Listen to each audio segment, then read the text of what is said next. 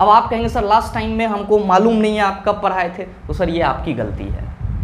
जब आप एग्जाम देने जा रहे हो तो आपको शुरू से लेकर के लास्ट तक मेहनत करना होता है, तभी रिजल्ट आपके पल्ले आता है। जय हिंद दोस्तों, स्वागत है आप सभी का आपके अपने परिवार द लॉजिकल साइंस में। मैं हूं आलोक सिंह आतिश और उम्मीद करता हूं आप सभी अच्छे से होंगे और आपका जो एग्ज़ाम है वो अच्छे से चल रहा होगा। मेरे मित्र, आज के इस वीडियो सेशन में हम लोग डिस्कस करने वाले हैं कि अभी जिनका भी सेकेंड फेज़ में आगे के डेट में एग्ज़ाम है या फिर अगले थर्ड फेज़ में एग्ज़ाम होने वाला है, वो इस लास्ट टाइम में कौन कौन से साइंस के इम्पॉर्टेंट चैप्टर को एक बार रिवाइज कर ले ताकि उसको एग्ज़ाम में कोई कठिनाई महसूस ना हो। मेरे मित्र, आप सबों को मालूम है कि आपका ग्रुप डी फर्स्ट फेज़ का एग्ज़ाम 17 अगस्त से 25 अगस्त तक था और आपका फर्स्ट फेज़ ख़त्म हो चुका है और आज से आपका सेकेंड फेज़ का एग्ज़ाम भी चालू हो गया है। और फर्स्ट फेज़ में जो साइंस के क्वेश्चन पूछे गए हैं तो उस बेस पे अगर हम लोग एनालिसिस करने की कोशिश करें तो आप सबों को जो मैंने कई बार टारगेट दिया था ये चैप्टर करना है, उसमें से लास्ट के जो भी चैप्टर हैं उसका अहम रोल रहा है आपके फर्स्ट शिफ्ट एग्जाम में साइंस क्वेश्चन में। और शुरुआत के जो चैप्टर थे, जैसे कि मैंने आपको बताया था कि फिजिक्स में मैकेनिक्स को एक बार ज़रूर कर लेना है, लेकिन मैकेनिक्स से बहुत ज़्यादा क्वेश्चन आपके अभी जो एग्ज़ाम हो रहे हैं इसमें नहीं पूछे जा रहे हैं। मैंने बताया था कि ग्रेविटेशन का आपको एक बार अच्छे से रिवीजन करना है, उससे भी क्वेश्चन बहुत कम देखने को मिल रहे हैं। लेकिन मैंने जो लास्ट के चैप्टर बताए थे, इलेक्ट्रिसिटी के तीनों इफेक्ट बहुत ज़्यादा अहम रोल प्ले कर रहा है अभी जो एग्ज़ाम हो रहा है। इसी तरह केमिस्ट्री में जो मैंने बताया था कि डाल्टन्स एटॉमिक थ्योरी करना है, एटम्स मॉलिक्यूल्स आयन करना है, एटॉमिक स्ट्रक्चर पे देना है बेस, तो एटॉमिक स्ट्रक्चर कहीं ना कहीं टच कर रहा है, लेकिन डाल्टन्स एटॉमिक थ्योरी और एटम्स मॉलिक्यूल्स और आयन से इक्का दुक्का क्वेश्चन पूछे जा रहे हैं। उस लेवल पे क्वेश्चन नहीं पूछे जा रहे हैं जिस लेवल पे आपने शुरुआती के चैप्टर को पढ़ा था। लेकिन जो मैंने आपको केमिस्ट्री में लास्ट के चैप्टर बताया था, चाहे वो एसिड बेस एंड सॉल्ट का हो, chemical reaction and its equation का हो, ऑर्गेनिक केमिस्ट्री का हो, पीटी का हो, तो इससे भर भर के क्वेश्चन पूछे जा रहे हैं। तो आज के इस वीडियो सेशन में हम लोग यही डिस्कस करने वाले हैं कि फर्स्ट फेज़ में जो आपके साइंस क्वेश्चन पूछे गए हैं उसके बेस पे जिन बच्चों का भी आगे के फेज़ में एग्ज़ाम है वे बच्चे साइंस के कौन कौन से फिजिक्स, केमिस्ट्री और बायोलॉजी के इस लास्ट टाइम में चैप्टर को रिवाइज कर ले, ना हो तो सिर्फ उसके क्वेश्चन आंसर को भी देख ले ताकि उसको बहुत ज़्यादा फायदा हो। तो आप सभी ध्यान में रखेंगे कि अगर हम लोग फिजिक्स की बात करें और आपका एग्ज़ाम आगे के किसी फेज़ में है तो फर्स्ट फेज़ के एग्ज़ाम के एनालिसिस के बेस पे आपको जो अभी सबसे पहले फिजिक्स में टॉपिक रिवाइज करना है, चैप्टर रिवाइज करना है, वो आपका क्या है, तो वो है आपका ऑप्टिक्स यानी कि प्रकाशिकी।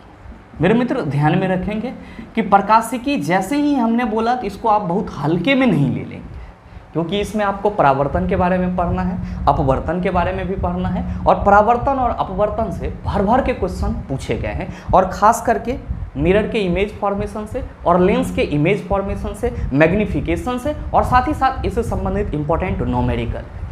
और साथ ही ध्यान में रखेंगे कि ऑप्टिक्स के बाद जो आपको चैप्टर रिवाइज करना है वो है आपका इलेक्ट्रिसिटी यानी कि विद्युत।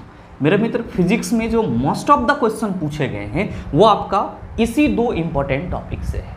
इलेक्ट्रिसिटी को भी इतना छोटा में मत ले लीजिएगा, इसमें आपको 3 चैप्टर पढ़ना है, heating effect of electric current, magnetic effect of electric current, chemical effect of electric current. और फिजिक्स में आपको ये 2 चैप्टर, मतलब आपका 3 चैप्टर इसमें है और 3 चैप्टर इसमें है, टोटल 6 चैप्टर है फिजिक्स में। अगर आपने ऑप्टिक्स और इलेक्ट्रिसिटी का रिवीजन अच्छे से अभी तक नहीं किया है और आपका एग्ज़ाम आगे के शिफ्ट में है तो आप इस दोनों टॉपिक को जरूर रिवाइज कर लेंगे, आपके लिए ये रामबाण होगा।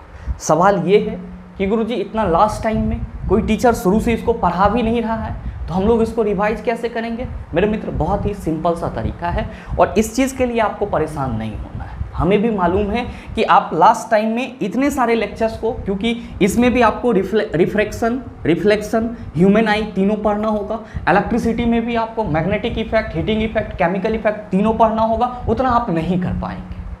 तो आप क्या करेंगे, आप एक छोटा सा एनसीईआरटी ऐप डाउनलोड कर लेंगे अपने फ़ोन में, एनसीईआरटी ऐप डाउनलोड कर लेंगे अपने फ़ोन में, ठीक है सर।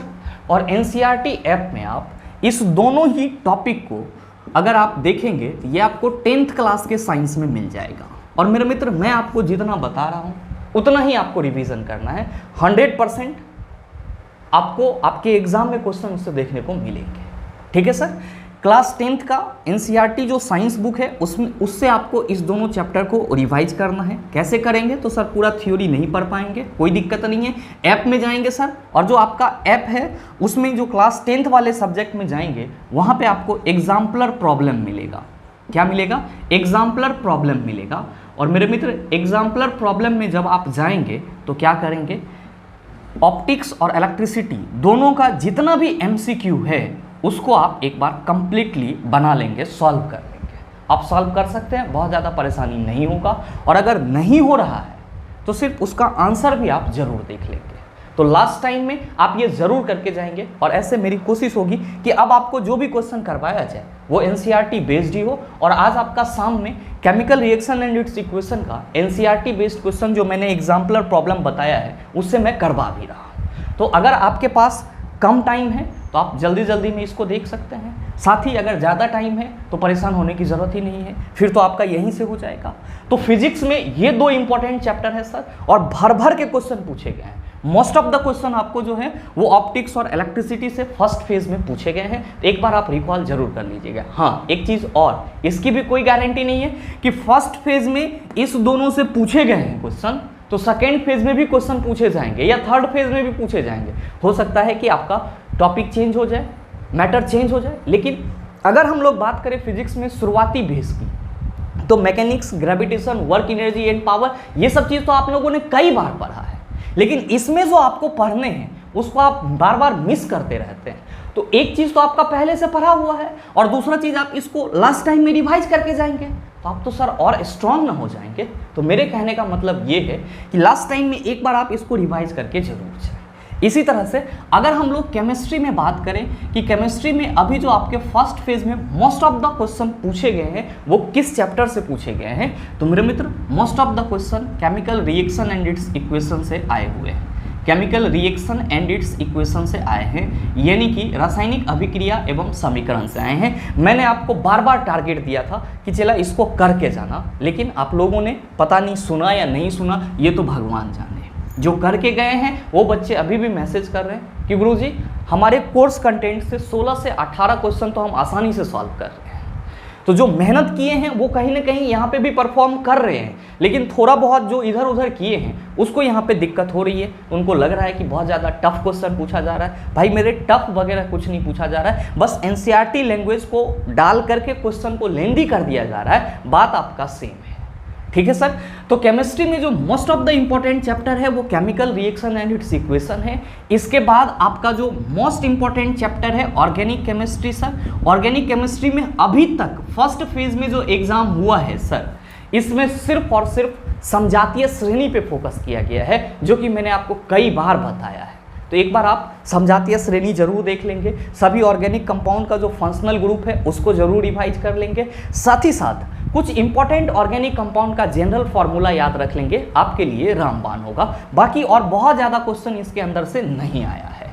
नेक्स्ट जो आपको सबसे महत्वपूर्ण रोल अभी प्ले कर रहा है केमिस्ट्री में वो है आपका पीटी। और ध्यान में रखेंगे कि पीटी में डॉबरेनेट राइट से क्वेश्चन पूछे जा रहे हैं, न्यूलैंड ऑक्टेव रूल से क्वेश्चन पूछे जा रहे हैं, और साथ ही साथ आपका जो पीरियोडिक प्रॉपर्टीज होता है, पीरियड्स के लिए अलग और ग्रुप के लिए अलग, उससे भी क्वेश्चन पूछे जा रहे हैं। तो कुल मिलाकर के पीटी का आपको पूरा रिवीजन करना ही पड़ेगा। तो अगर हम लोग देखें तो केमिस्ट्री में मेन इंपॉर्टेंट आपका ये 3 चैप्टर रहा है, और साथ ही साथ एसिड, बेस एंड सॉल्ट से भी कुछ क्वेश्चन पूछे गए हैं। एसिड, बेस एंड सॉल्ट से भी क्वेश्चन पूछे गए हैं, और 1-2 क्वेश्चन आपका लॉज ऑफ केमिकल कॉम्बिनेशन से पूछा गया था। तो सर वो बहुत ज़्यादा टफ नहीं था, मेरे ख्याल से उन सभी चीज़ों को आप लोग टैकल कर सकते हैं। तो अगर आपका आगे के फेज में एग्जाम है तो इन सभी चैप्टर पे आप एक बार गौर जरूर फरमाएंगे। सर क्या करना है, सेम कहानी, एनसीईआरटी ऐप अगर आप डाउनलोड कर लेंगे, फ्री का है सर। इसमें ना तो हमको इस ऐप को बताने का कोई पैसा मिला है या ना मतलब कह सकते हो कि कोई पेड प्रमोशन वगैरह है, क्योंकि आपको अभी लास्ट टाइम में ना तो आप पूरा बुक पढ़ पाओगे और ना ही आप किसी टीचर का लेक्चर देख पाओगे, दिमाग भ्रमित हो जाएगा। तो इससे बढ़िया है ना कि टीचर जहाँ से कंटेंट निकालते हैं मैं वही चीज़ आपको बता दे रहा हूँ, आप वो काम कर लो, आपका लास्ट टाइम में बेहतर रिवीजन हो जाएगा। तो सर ये कतई मत सोचिएगा कि यहाँ पे इस ऐप वगैरह का कुछ ऐसा वैसा कुछ नहीं है, आपका भला हो जाए, इससे ज़्यादा और कुछ नहीं है सर। ठीक है, तो इस चीज़ को आप अपने मन से निकाल देंगे। क्या करेंगे सर, यही एग्जाम्पलर प्रॉब्लम ऐप जब आप डाउनलोड कर लिए तो उसमें आपको 10th में ही मिल जाएगा, chemical reaction and its equation, organic chemistry, PT, acid, base and salt, ये सारी चीज़ें। और बस इसका क्या करना है, इसका एग्जाम्पलर प्रॉब्लम देख लेना है सर। एग्जाम्पलर प्रॉब्लम देख लेंगे, ना हो तो कम से कम आंसर भी जरूर टिक आउट कर लेंगे सर, आंसर भी जरूर टिक आउट कर लेंगे। मान लीजिए अगर आपको पीडीएफ निकालना पड़ रहा है, अगर ना हो, किसी के पास पीडीएफ नहीं अवेलेबल है, तो आप हमको व्हाट्सअप करेंगे सर 9065970477 पे। हम आपको एनसीईआरटी का एमसीक्यू का जो पीडीएफ है वो प्रोवाइड करवा देंगे। एक बच्चे ने हमको भेजा है, हमारे पास भी अवेलेबल नहीं था, तो एक बच्चे ने भेजा है, वो हम आपको अवेलेबल करा देंगे। क्या लगता है यार, 150 रुपये लगेगा, पीडीएफ निकाल के आंसर टिक कर लेंगे, एक बार रिवाइज कर लेंगे, कम से कम लाइफ तो सेट हो जाएगा। ठीक है सर, तो आपके पास अगर एग्जाम्पलर प्रॉब्लम नहीं मिल रहा है, आप बहुत ज़्यादा बर्डन लेना नहीं चाहते हैं, तो आप मैसेज कर देंगे तो ये आपको मिल जाएगा। ठीक है, इस नंबर पे आपको व्हाट्सअप कर देना है। ठीक है, नेक्स्ट, ये तो हो गई केमिस्ट्री की बात। आप कहेंगे सर केमिस्ट्री में तो हमने बहुत सारा चीज़ें पीछे पढ़ा था, Dalton's atomic theory, atoms, molecules and ion, atomic structure, valency, काम आएगा चेला, काम आएगा ये सब चीज़।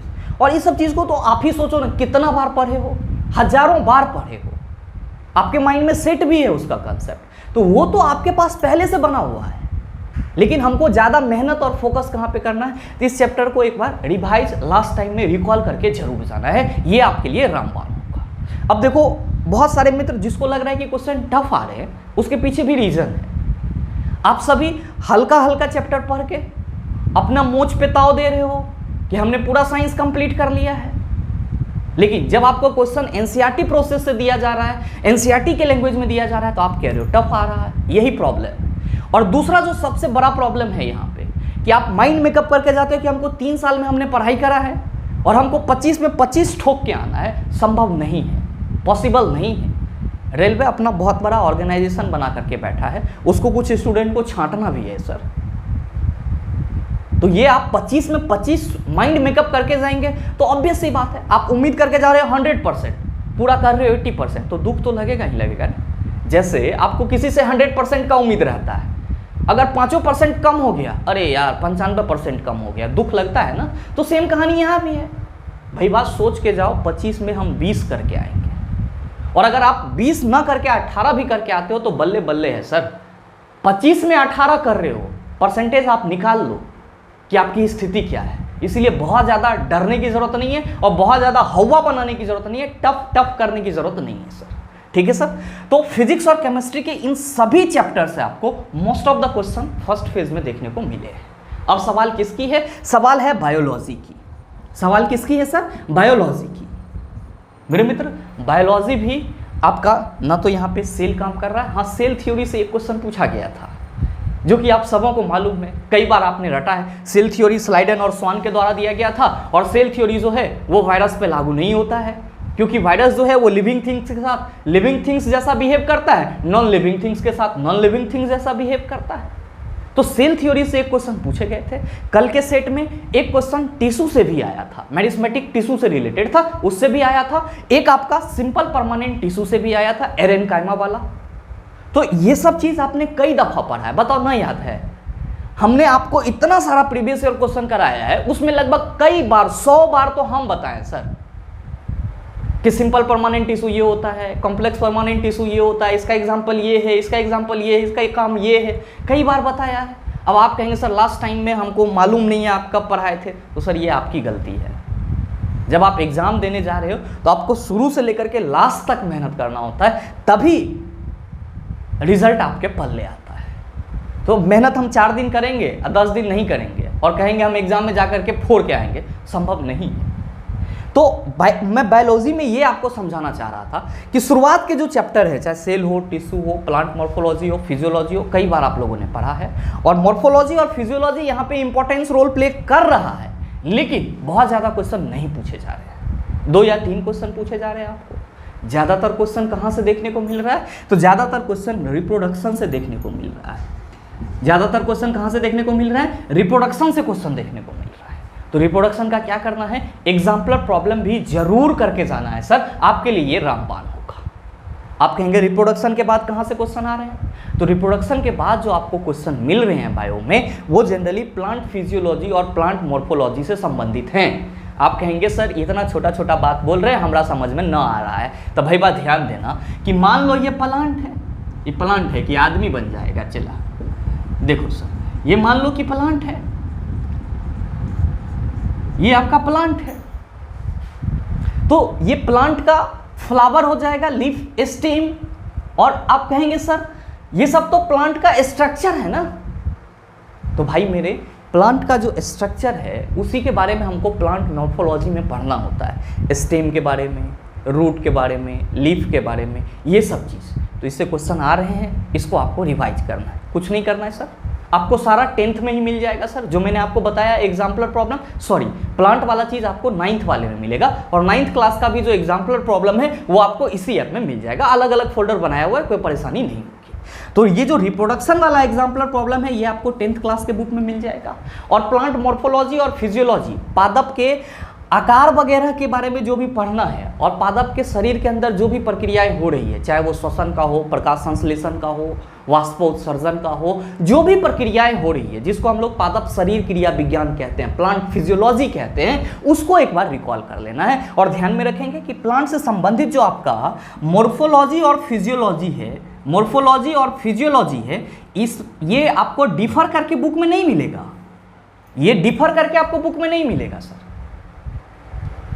ये आपको अलग अलग टॉपिक जैसे कि फोटोसिंथेसिस है, ट्रांसपीरेशन है, और उसके बाद ट्रांसपोर्टेशन है प्लांट में, ये सब आपको अलग अलग करके इसमें से पढ़ना होगा, ढूंढना होगा सर। तो आप यहाँ से ये 9th क्लास के बुक से कर सकते हैं सर। और अगर आपको करने में परेशानी हो रही है तो सर मैंने आपका नंबर दे दिया है, आप व्हाट्सएप करेंगे तो मेरी पूरी कोशिश होगी कि जो भी PDF हमारे पास अवेलेबल है NCERT बेस 9-10 का, वो आपको प्रोवाइड कराया जाए ताकि आपको कोई दिक्कत ना हो। तो मेरे हिसाब से अभी जिनका भी अगला फेज में एग्जाम है बायो में, रिप्रोडक्शन और मॉर्फोलॉजी और फिजियोलॉजी प्लांट, ध्यान देंगे यहाँ पे हम लोग प्लांट मॉर्फोलॉजी और फिजियोलॉजी की बात कर रहे हैं, इसको देख करके जाएंगे। और साथ ही साथ जो अभी मेन इंपॉर्टेंट रोल प्ले कर रहा है वो है आपका human biology, digestion, respiration, transportation, excretion. तो सर इसका भी जो आपको एग्जाम्पलर प्रॉब्लम है वो आपको क्लास 10th के बुक में ही मिल जाएगा, लाइव प्रोसेस करके चैप्टर है सर, उसके जितने भी अलग अलग पोर्शन है उसका आप एग्जाम्पलर प्रॉब्लम कर लीजिए, आपके लिए रामबाण हो जाएगा। इससे ज़्यादा रिवाइज नहीं कीजिएगा, आपके पास टाइम भी नहीं, बहुत ज़्यादा थ्योरी नहीं पढ़ना है सर, सिर्फ क्वेश्चन आंसर एक बार देख लेना है, ये आपके लिए बहुत ही जरूरी है अभी करना, क्योंकि एग्जाम में क्वेश्चन इस टाइप से पूछे जा रहे हैं कि अगर आप यहाँ पे नहीं पढ़ के जाएंगे तो वहाँ पे आपके फंसने की संभावना ज़्यादा होगी अगर आपने लगातार मेहनत नहीं करा है तो ये आपका जो पूरा चैप्टर है इतना आप जरूर करके जाए सर रिवाइज। मैंने रिवीजन का तरीका बता दिया है, कितना पढ़ना है ये भी बता दिया है, कहाँ से मिलेगा ये भी बता दिया है। अब ये आगे आप पे डिपेंड करता है कि आप कितना मेहनत कर पाते हो और आप अपने रेस में कितना आगे जा सकते हो। मेरे मित्र उम्मीद करते हैं कि फर्स्ट फेज के एनालिसिस के बेस पे आप सभी ये समझ पाए होंगे कि जो अभी आपके फर्स्ट फेज में क्वेश्चन पूछे गए थे या जो बच्चे देख रहे होंगे उनको कहीं ना कहीं आइडिया लग रहा होगा कि हाँ ये सभी चैप्टर फर्स्ट फेज के एग्जाम में बहुत ही इंपॉर्टेंट रोल प्ले करा। तो मैं चाहूँगा कि अगले आपके जो भी फेज में एग्जाम है या जिस किसी भी दिन एग्जाम है उसके लिए अगर आप प्रिपरेशन कर रहे हैं तो एक बार इन सारे टॉपिक का रिवीजन जरूर करेंगे। साथ ही उम्मीद करते हैं ये वीडियो आपको अच्छा लगा होगा। अगर आपको वीडियो अच्छा लगा तो वीडियो को लाइक कीजिएगा, ज़्यादा से ज़्यादा शेयर कीजिएगा, और हाँ अगर आप चैनल पर नए हैं तो सब्सक्राइब करके बेल आइकन दबा लीजिएगा ताकि इस तरह के एग्जाम रिलेवेंट वीडियो का नोटिफिकेशन सबसे पहले आपके पास पहुँचे और आप उसको सबसे पहले देख पाओ। मिलते हैं फिर अगले सेशन में, तब तक के लिए best of luck, thank you, have a nice day.